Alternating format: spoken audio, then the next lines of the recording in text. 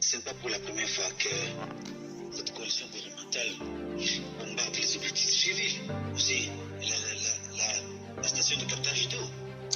Ntabwo ari ubwa mbere itsinda rifatanya na guverinoma ya Kinshasa ryohereje bombe mu bice bitandukanye. Hanyuma bageze aho M23 ngo bigenzura bagabye ibitero.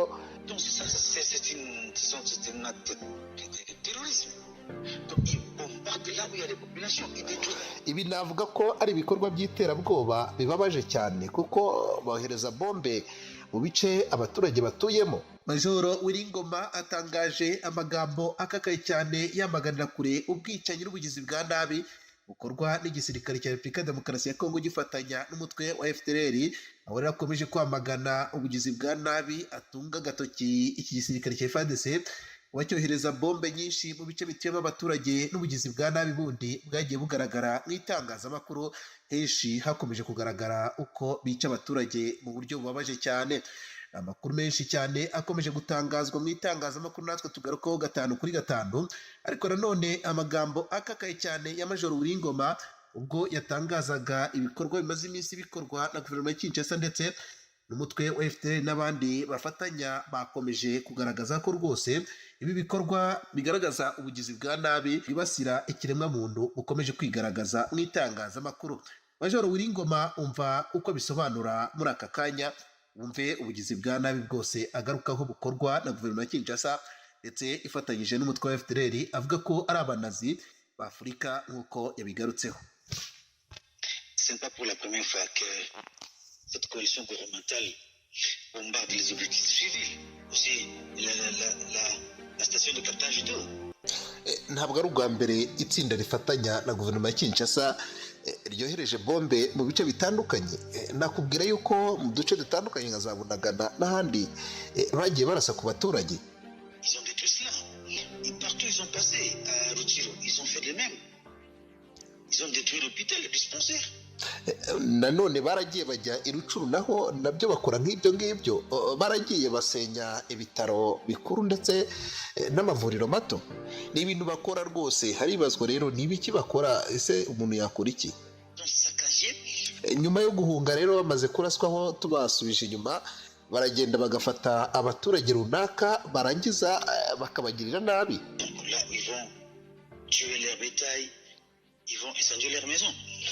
Baragenda ugasanga bishe ibice bitandukanye by'abaturage, ugasanga abaturage barabishe bakasenya inzu zabo. Aujourd'hui, ça a changé. Maintenant, ils commencent à bombarder d'une manière globale et globalisante. C'est-à-dire, rwose ntabwo ibi ngibi rero kugeza ubu ngubu birarangira kuko bakomeje kugaba ibitero bitandukanye kandi bahuriyeho mu buryo budasanzwe.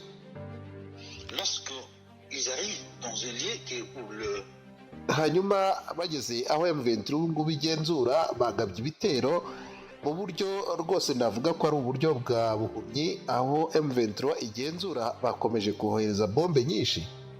donc c'est un acte de terrorisme. Donc ils bombardent là où il y a des populations, ils détruisent. Ibi navuga ko ari ibikorwa by'iterabwoba bibabaje cyane kuko bohereza bombe mu bice abaturage batuyemo. Les écoles, les hôpitaux, les prêches sont là, il y en a beaucoup. Nous allons Barica abaturage, bagasenya amashuri, bagasenya ibindi bikorwa remezo kuko bagenda bagaba bombe ku bice byose bitandukanye. balancer des photos dans les jours à venir, parce qu'on doit collecter toutes ces photos-là. Rwose hari amafoto abigaragaza kandi bizakomeza kubabazwa uko byagenda kose. Et partout où nous passons, c'est la désolation lorsque Rero twari tumaze gutsinda abo bantu bafatanya na guverinoma ya Kinshasa. avant leur fuite, ils faisaient ça des choses scandaleuses. Rero nyuma yo guhunga, mbere y'uko bahunze baragiye bajya mu bice bitandukanye bakora amahano rwose ibikorwa bibabaje. Aujourd'hui, ils bombardent volontairement. Donc, ce sont des gens. Je ne sais pas, c'est tout à fait normal lorsque les gens ont fait des relations avec des FDLR, vous connaissez. Rero aba bakoze ibikorwa bohereza bombe nyinshi n'abantu benshi kandi n'abantu musanzwe muzi nka FDLR ni umutwe musanzwe muzi. Les FDLR, idéologie. murabizi FDLR muzi ingengabitekerezo yayo. C'est descendant des nazis. Donc ce sont des nazis africains. Aba ngaba twavuga ko bakomotse ku banazi, ni abanazi bo muri Afurika. Ese twavuga yuko bakora iki kuba bakorana na Tshisekedi bafite umubano wihariye? Mais d'emblée, les FDLR travaillent avec les Fardc. Qui s'assemblent. Aba rero bakorana na Fardc, FDLR ikorana na Fardc, bose bakorana umunsi ku munsi, bakorana mu bumwe. Qu'est-ce que vous voulez? Ils ont quelle idéologie? Icyo se ni iki wavuga, ni iki bashaka, ni bahuje ingengabitekerezo. Rero bafite ingengabitekerezo yo kurimbura abaturage.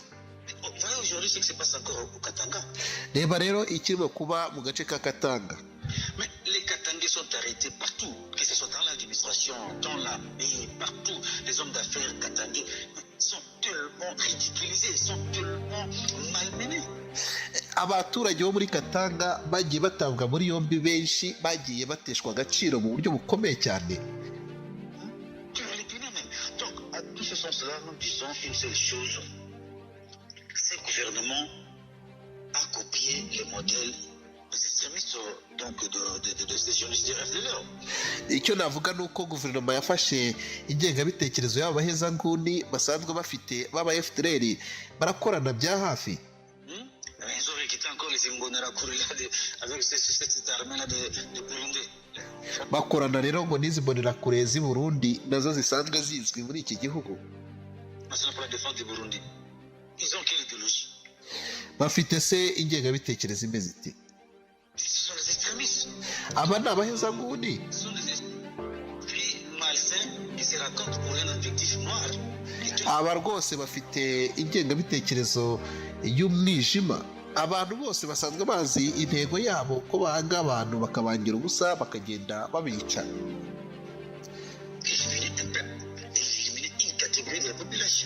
Bagenda barimbura abaturage, bica igice runaka cy'abaturage.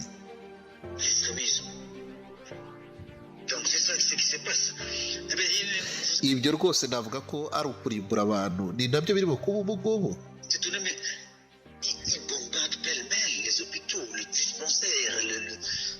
Baragenda bagasenya ibitaro, bakica abantu, bakisenyeraho ibitaro bito ndetse n'ibikuru, ugasanga barica abantu mu buryo bubabaje. Rwose bica abantu, bagasenya amashuri, ibyo kandi ni ibintu rwose bitubabaje.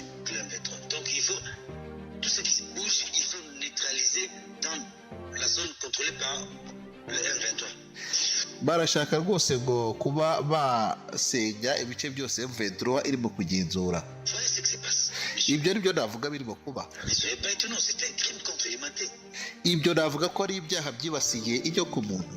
Uwo ni Major Uringoma, umuvugizi wa M23 mu bya gisirikare, agaragaza ubugizi bwa nabi bukorwa na guverinoma ya Kinshasa, ndetse we agahamya ko ibi byose bikorwa bigaragaza ingengabitekerezo y'urwango, ubugizi bwa nabi ya jenoside kiranga abasirikare ba FDLR bakaba baragiye bayikwirakwiza mu gisirikare cya Fardc ndetse na guverinoma muri rusange. Ubugizi bwa nabi bwarabukanye, byinshi bikomeje gutangazwa, natwe tukarugaho 5/5. Ubugizi bwa nabi bukomeje gufata umurego mw'itangazamakuru, byinshi bikomeje gutangazwa, tubigarukaho rero. Dusura unyuze kuri @akadomo_rwa ukamenya byinshi birushijeho. Turizera ko bikunogera mu kanya n'indi nkuru irabigezweho.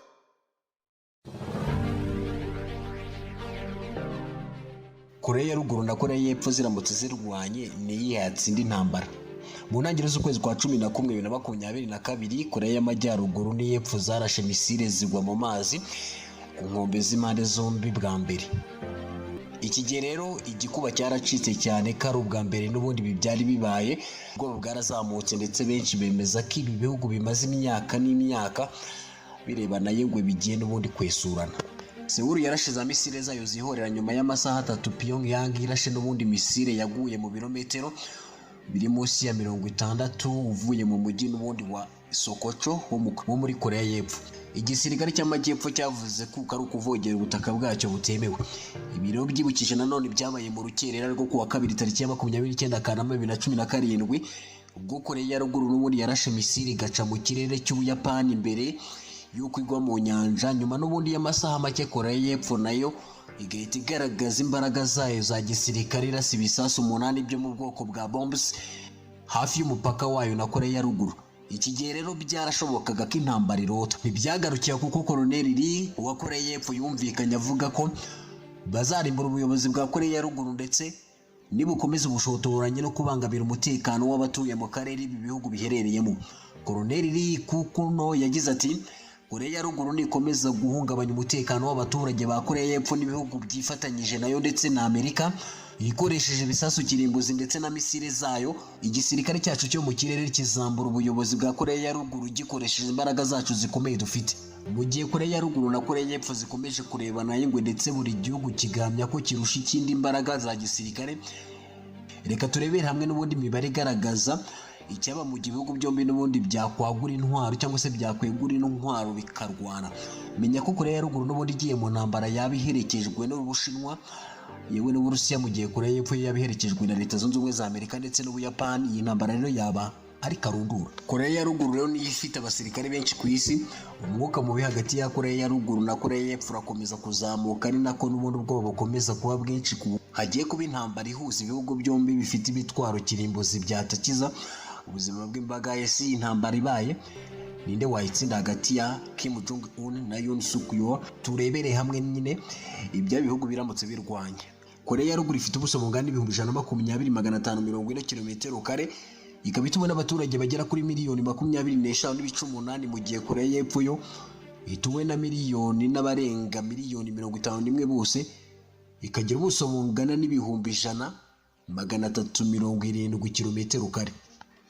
Imibare yo mu kigo International Institute for Strategic Studies igaragaza ko Korea ya ruguru nk'igihugu cya kane n'ubundi ku isi gifite igisirikare gikomeye. Korea ya ruguru ifite abasirikare bari mu kazi n'ubundi 1,190,000 ndetse n'inkeragutabara zigera ku 600,000. Korea kandi ya ruguru ifite abasaga 5,000,000 bafite ubumenyi mu bya gisirikare. Abaro bakaba bakwitabazwa igihe icyo ari cyo cyose cyangwa se igihugu cyaba kigiye mu ntambara. Bituma Korea ya ruguru rero aricyo gihugu n'ubundi cya mbere gifite abasirikare benshi ku isi, kuko iramutse igiye mu ntambara yakwitwaza cyangwa se yakwitabaza abasirikare 7,000,000. Aba bangana na 1/4 cy'abatuye Korea ya ruguru yose. Ni ukuvuga ko Korea ya ruguru n'ubundi ku byiciro 2.5 mu mibare y'igisirikare gikomeye ku isi cya Leta Zunze Ubumwe za Amerika. Gusa nubwo Korea ya ruguru ifite abasirikare benshi, Korea y'Epfo nayo ibarirwa nyine mu bihugu bifite abasirikare benshi ku isi. Muri 2016 abasirikare ba Korea y'Epfo n'ubundi babarirwaga muri 3,325,025. Inkeragutabara za Korea y'Epfo rero zari 625,025 n'abandi 3,100,000 bose bashoboraga kwifashishwa ku rugamba, nabo rero bashoboraga gukora nk'inkeragutabara. Ubu bari mu kazi bangana n'600,000 gusa. Abasirikare Korea y'Epfo ifite wongeye 26,400 ba Amerika bari hirya no hino mu nkambi za gisirikare zirenga 73 muri icyo gihugu cya Korea y'Epfo. By'umwihariko inkambi ya gisirikare niyo nini icumbikiye abasirikare benshi ba Leta Zunze Ubumwe za Amerika. Iri rero nko mu birometero 100 uvuye mu gace karenzwe cyane katagerwamo n'umusirikare, yaba ku ruhande rwa Korea ya ruguru n'uruhande rwa Korea y'Epfo, akara kitwa DMZ. Kugira ngo igisirikare cya Kim Jong Un n'ubundi gikomere Korea ya ruguru rishobora kuba miliyari 10 z'amadolari ya Amerika ku mwaka nk'ingengo y'imari igisirikare cy'iki gihugu gikoresha, mu gihe Korea y'Epfo ishora miliyoni 36.8 z'amadolari ya Amerika buri mwaka. Urebye rero igisirikare cyo mu kirere cya Korea ya ruguru si icyo gukinisha n'ubundi. Abasirikare barenga 110,000 nibo bakigize bakoresha indege z'intambara zigezweho zakorewe mu Bushinwa no mu Burusiya n'izindi.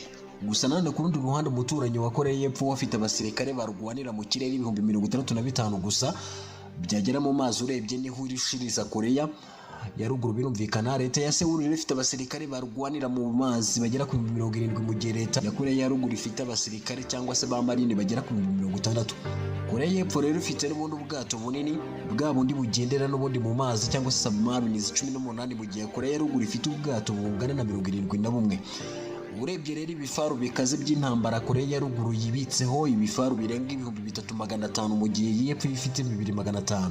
Imibare ya Federation of American Scientists yo muri uyu mwaka 2017 igaragaza ko Korea ya ruguru n'ubundi ifite ibisasu bya kirimbuzi 10. Leta ya Korea ya ruguru yatangaza ko imaze n'ubundi kugira imitwe y'ibisasu bya kirimbuzi birenga 60. Korea y'Epfo ifite ubushobozi bwo gukora ibisasu bya kirimbuzi ariko yahisemo n'ubundi kutabikora kuko irindwa na Leta Zunze Ubumwe za Amerika mu cyo bise nuclear. Leta Zunze Ubumwe za Amerika rero zo zifite ibisasu bya kirimbuzi n'ubundi bibitse bibarirwa mu 6800. Korea ya ruguru ifite ibimodoka binini by'intambara tanks 6600, izindi modoka nazo za gisirikare 2400 ndetse n'ibindi bimodoka bigezweho 4300. Korea ya ruguru kandi ifite n'ubundi izindi mbunda zirasa ibisasu bya rocket musubirizo zigera ku 2400. Korea y'Epfo rero yo ifite ibimodoka binini by'intambara bigera ku 2654, izindi modoka nazo za gisirikare n'ubundi zigera ku 2660 ndetse n'ibindi bimodoka bigezweho 1990. Korea ya ruguru kandi ifite izindi mbunda zirasa Korea y'Epfo ifite imbunda zirasa ibisasu bigezweho bya rocket bigera kuri 214. Muri Korea ya ruguru igisirikare kiza imbere y'ibindi bintu byose ugereranyije no muri Korea y'Epfo. Nubwo Korea ya ruguru ifite imbaraga ku ntwaro zo ku butaka, ifite imbaraga n'ubundi ku ntwaro zo mu kirere ugereranyije na Korea y'Epfo. Korea ya ruguru ifite indege z'intambara 40 zo mu bwoko bwa MiG 29 n'izindi zigiye zitandukanye. Korea y'Epfo yateye imbere cyane mu ndege z'intambara, ifite indege 1500 zigezweho kandi zikoranye ikoranabuhanga rihambaye ugereranyije n'iza Korea ya ruguru. Korea y'Epfo rero ifite indege za mbere n'ubundi zikoranye ikoranabuhanga rihambaye ugereranyije na Korea ya ruguru. Mu ntwaro zo mu mazi Korea ya ruguru ifite ubwato burwanirwa munsi y'amazi submarines. Uburutu bwa Korea y'Epfo n'amato manini y'intambara agera kuri 528 arindira ku nkengero z'amazi. Gusa nta bwato butwara ndetse bugagurukiraho indege Korea ya ruguru ifite. Korea y'Epfo rero yateye imbere cyane mu bwirinzi bwo mu mazi ugereranyije na Korea ya ruguru. Ifite ubwato buhagurukiraho indege n'ubundi amato manini y'intambara agera kuri 70. Korea ya ruguru ikunze gukangisha abo bahanganye ku Basenye ikoresheje n'ubundi intwaro za kirimbuzi. Kandi nubwo ubukungu bwifashe nabi mu bukungu n'imibereho myiza, iki gihugu n'ubundi cyaba gifite ubushobozi bwo gutangiza intambara ishobora guhitana ibihumbi magana cyangwa se za miliyoni z'abaturage. Usibye kuba Korea ya ruguru isanzwe ari kimwe mu bihugu bifite umubare munini w'ingabo zigera kuri 1,300,000, inafite n'ubundi zidasanzwe special forces zingana n'ibihumbi 200 ziteguwe mu buryo budasanzwe, brigade, bataillon n'ubundi ndetse n'imitwe mito. Iyi mitwe mitoya n'ubundi ibarirwamo abakomando bagera ku 3000 n'ibihumbi 5 kandi ikorera munsi y'amashami atandukanye y'igisirikare cya Korea ya ruguru ndetse no mu nzego z'ubutasi.